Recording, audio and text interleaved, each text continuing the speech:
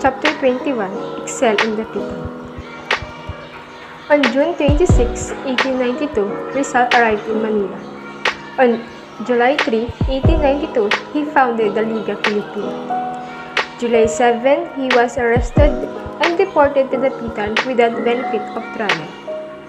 For 4 years, he lived in that outpost of Spanish power in Mindanao.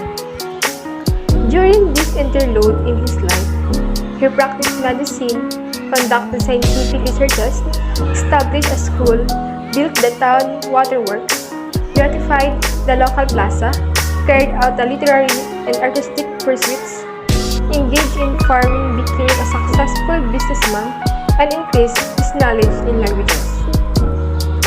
Arrival in Manila.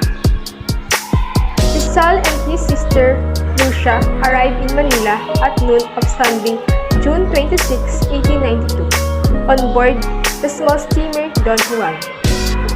They were met by a platoon of carabiners and their commander.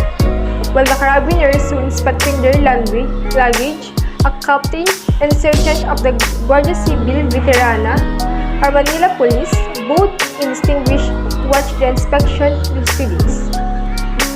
After the customs inspection, Rizal and his sister were allowed to go. The two Rizals registered at Oriente Hotel in Binondo, which has then the best hotel in Manila. After the customs inspection, Rizal and his sister were allowed to go. The two Rizals registered at Oriente Hotel in Binondo, which was then the best hotel in Manila. That afternoon at 4 o'clock p.m., Dr. Rizal went to Malacanang to pay a courtesy call on Governor Fabol, but he was told to come back in the evening. At 7 p.m., he returned to Malacanang and was able to have an interview with the Governor General, who granted the liberty of his father but not of his brother and brothers-in-law. He was told to come later for another conference. From Malacanang, he visited his sisters Narcisa and Saturnina. That night, Rizal met the prominent Filipinos patriots, including Apolinario Mabini, Andres Bonifacio, Ambrosio Salvador, Timoteo Paez, Pedro Serrano, Tactao, and Beato Arellano, and explained to them the aims of the La Liga Filipina, which he proposed to establish. The founding of the Liga Filipina. The succeeding day saw Rizal a very businessman. His presence in Manila caused a sensation among the Filipinos who were all eager to see him and talk with him. On the other hand, the Spaniards were worried, fearful at his great popularity. On the night of July 3, 1892, a week after his arrival from Hong Kong, Rizal founded the Liga Filipina in the home of Doroteo on Jonco, Ilaya Street, Tondo, Manila. The new officers were elected of this new civic association. The president is Ambrosio Salvador, Fiscal Agustin de la Rosa, Treasurer is Bonifacio Arevalo, and the secretary is Deodato Arellano. Aims of Liga Filipina: to unite the whole archipelago into one compact and homogeneous body, mutual protection in everyone and recipe, defense against all violence and injustice, encouragement of instruction, agriculture, and commerce, study and application of reforms. Deportation to Dapitan. The Governor General produced some handbills which were allegedly found in Lucia's pillows when they arrived from Hong Kong. The incriminatory handbills were printed copies of an anti-friar article entitled Pobres Friales or Poor Friars under the authorship of Father Jacinto and bore the imprint of Imprenta de los Amigos, Manila. This article was a satire against the rich Dominicans who amassed fabulous wealth contrary to their vow of poverty. Rizal in Dapitan. The ship brought Rizal to Dapitan also carried a letter by Father Pablo Pasdals, Superior of the Jesuit Society of the Philippines, to Father Antonio Obach, Jesuit Missionary of Dapitan. In this letter, Father Pastels informed the missionary that Rizal could live in the Jesuit mission house of the following conditions.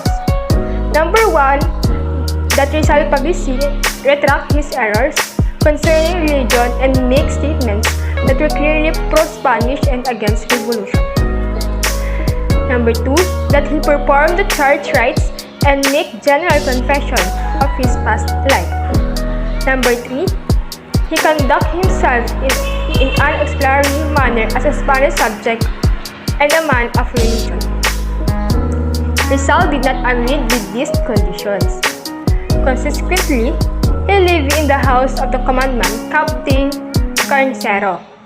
Carnicero was charmed by Rizal's fine qualities and personality. They ate together on the same table, and he had many friendly conversations.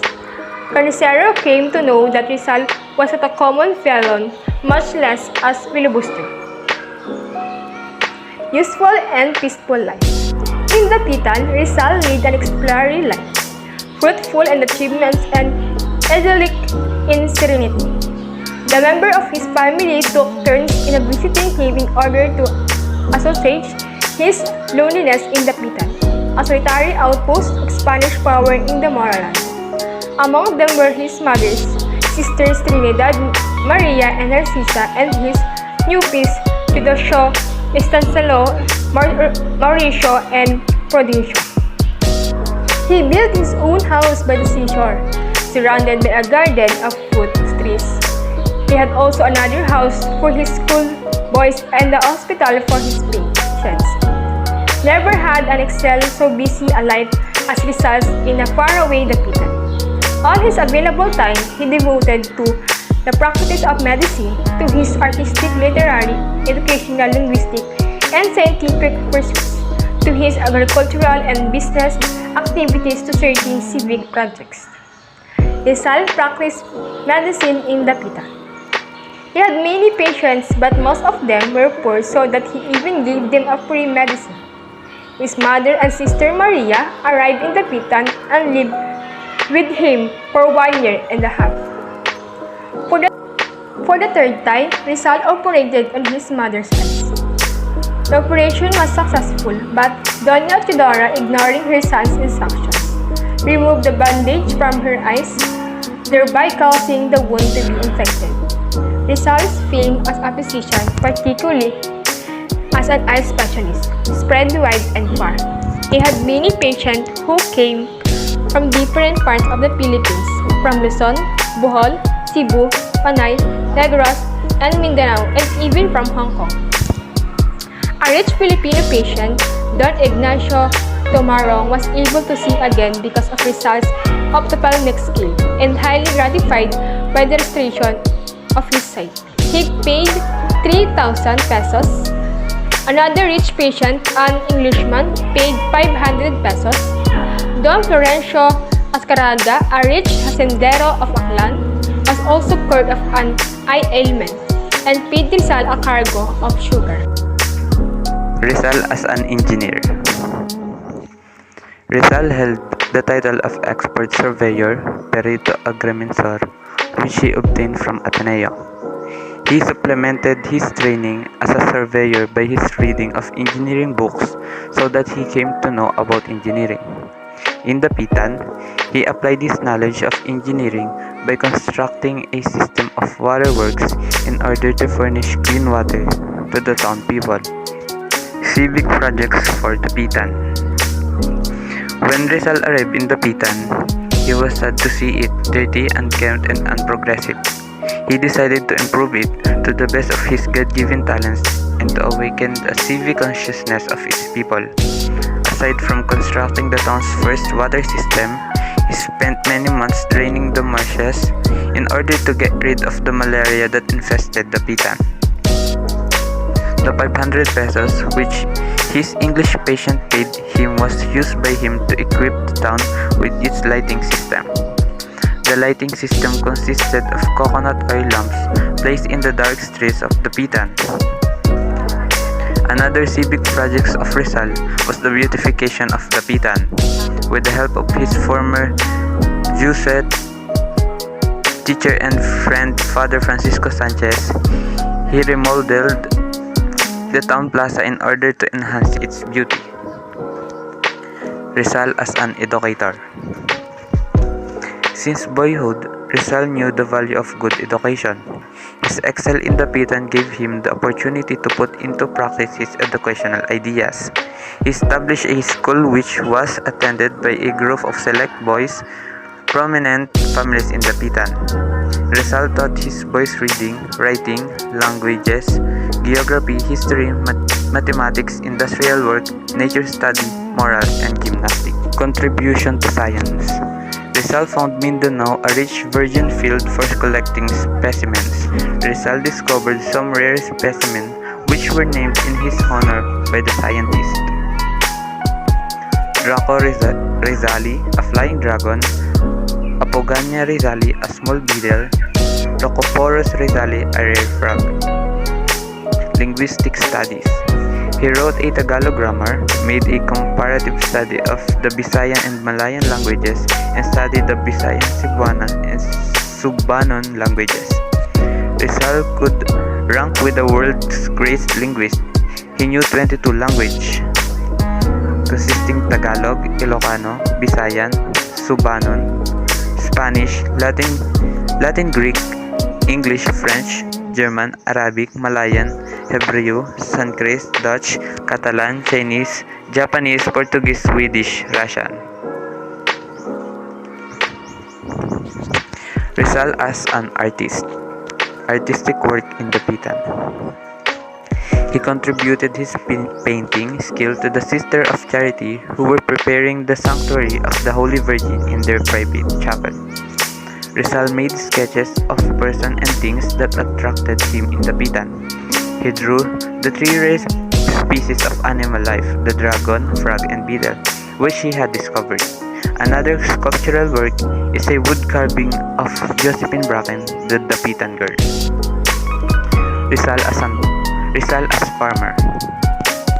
In DAPITAN, he bought 26 hectares of land in Talisay, where he built his home, school, and hospital and planted cacao, coffee, sugarcane, coconuts, and fruit trees. Later, he acquired more lands until his total holdings reached 70 hectares containing 6,000 hemp plants, 1,000 coconut trees, and numerous fruit trees, sugarcane, corn, coffee, and cacao. Rizal introduced modern methods of agriculture which he had observed in Europe and America. He invested his earnings as a physician and 6,000 pesos he won in a lottery on lands. He imported agricultural machinery from the United States. Unfortunately, this colony did not materialize, like his previous Borneo colonization, because he could not get the support of the government. Rizal as a businessman. In partnership with Ramon Carrion, a DAPITAN merchant, he made profitable business ventures in fishing, copra, and hemp industries. He particularly told Saturnina that in DAPITAN, she could profitably engage in the textile, jewelry, and hemp business. The most profitable business venture of Rizal in DAPITAN was in hemp industry. Rizal introduced modern hemp stripping machines in DAPITAN in order to improve. Rizal as inventor. One little known fact about Rizal was that he also an inventor. While practicing medicine in Calamba, he invented a cigarette lighter which he sent a gift of Volmentrit. He called it sulpukan that was made of wood. During his exile in DAPITAN, he invented a machine for making bricks. This machine could manufacture about 6,000 bricks daily. Rizal and Josephine Bracken. In God's own time, this somebody came to DAPITAN like a sunbeam to dispel his melancholy mood. He was the pretty Irish girl named Josephine Bracken, a sweet 18, slender, a chestnut blonde with blue eyes, dressed with elegant simplicity, with an atmosphere of light gaiety. She was born in Hong Kong. Rizal and Josephine fell in love with each other at first sight. After a whirlwind romance of 1 month, they agreed to marry. The parish priest of Dapitan refused to marry them without the permission of the Bishop of Cebu. Since no priest would marry them, Rizal and Josephine held hands together and married themselves before the eyes of God. In the early part of 1896, Rizal was extremely happy because Josephine was expecting a baby. Unfortunately, he played a prank on her, frightening her so that she prematurely gave birth to an 8-month-old baby boy, who lived only for 3 hours. This lost son of Rizal was named Francisco in honor of Don Francisco, the hero's father, and was buried in Dapitan. Goodbye to Dapitan. On July 31, 1896, Rizal's 4-year exile in Dapitan came to an end. At midnight of the date, he left on the steamer España. He was accompanied by Josephine, Narcisa, Angelica, Narcis's daughter, his 3 nephews, and 6 of his loyal pupils. The voyage to Manila was a pleasant one. In Dumaguete, Rizal was an honored guest in a dinner given by a Judge Herrero Regidor, his former classmate. In Cebu, he performed a successful operation on a cross-eyed merchant. "Are you married?" asked Rizal. "Yes," replied the merchant. "Then you don't need to have your eyes straight. You don't court the girls anymore." But my wife wants my eyes to be straight." To please the unfortunate man, Rizal agreed to correct his eyesight. This grateful patient paid him 50 silver pesos.